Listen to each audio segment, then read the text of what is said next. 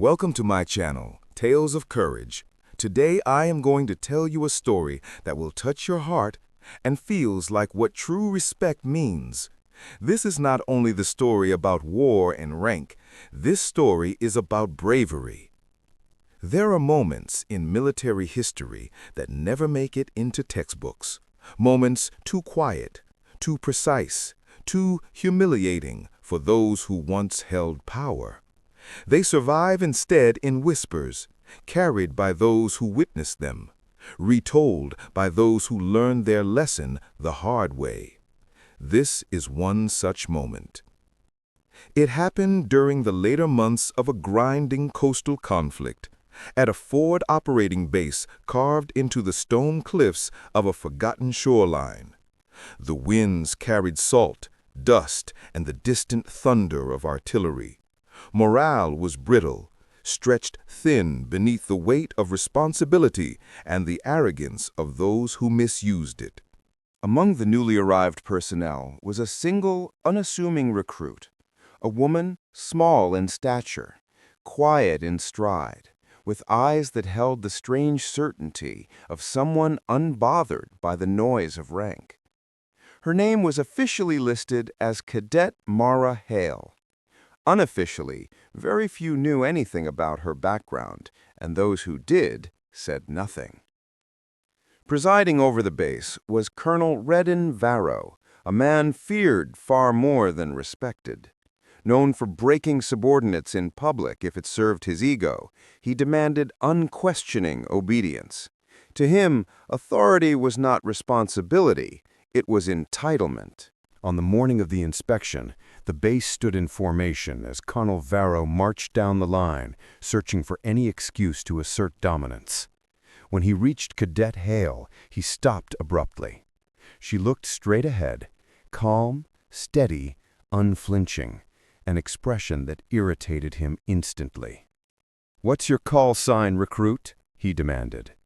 She didn't answer immediately, not out of hesitation, but out of measured calculation. Varro stepped closer. "I said, your call sign."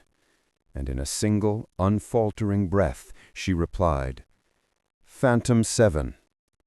What followed would become the most unforgettable silence that base ever knew. The reaction was instantaneous. Colonel Varro froze, his boot mid-step, his glare hollowing into something between confusion and fear. It was as if the words detonated in the space between them. A quiet gasp rippled down the formation, snapping the morning air like a fault line. For a heartbeat, nobody moved. Then, Varro lunged forward, grabbing for her shoulder, intending to drag her out of formation and make an example of her. But she moved first. There was no wasted motion, only a sharp shift of weight, a turn, and a controlled maneuver that redirected his grip into empty space. His own momentum betrayed him. He stumbled forward, boots scraping concrete, arms flailing before he crashed onto one knee. The entire line heard the subtle crack of impact echo across the yard. Then, absolute stillness. A colonel brought down by the smallest recruit on base, without aggression, rage, or hesitation. Only precision.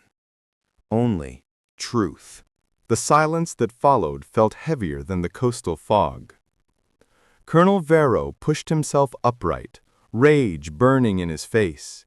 Yet beneath it, something deeper trembled. Recognition. Fear. A memory he wished he didn't have. Phantom 7 was not a call sign given to normal recruits. It belonged to a classified infiltration specialist whose reports circulated only among upper command. Someone responsible for missions that never made headlines. Operations whispered about among generals like ghost stories meant to humble them. Varro had heard those stories. He just never expected to meet the ghost in his own formation. Before he could speak, Major Elena Stroud, the base's executive officer, stepped forward. She had watched everything with razor-sharp attention. "Colonel," she said quietly, "you will stand down." Varro turned toward her, stunned. She assaulted a superior. She defended herself from an illegal provocation, Stroud cut in. And if her call sign is verified, which I already suspect it will be, you've just attempted to lay hands on a Tier 1 operative. Murmurs spread through the formation like brush fire. Cadet Hale remained still, posture perfect, expression unreadable. Varro tried to speak again, but Stroud's voice grew sharper.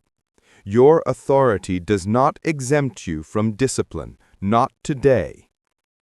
For the first time, the colonel found himself on the receiving end of the scrutiny he loved to inflict on others, and the entire base saw it.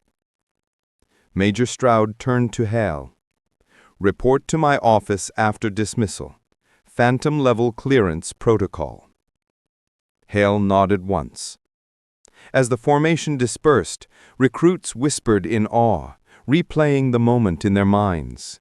The sudden reversal, the colonel on one knee, the call sign that froze the air. Later that day, Stroud asked Hale one question behind closed doors. Why reveal yourself now? Hale answered simply, because arrogance needed a witness. The moral settled over Stroud like cold water. Power can command obedience, but character commands respect. Time has a way of polishing certain moments into legend, especially on bases where truth carries more weight than rank.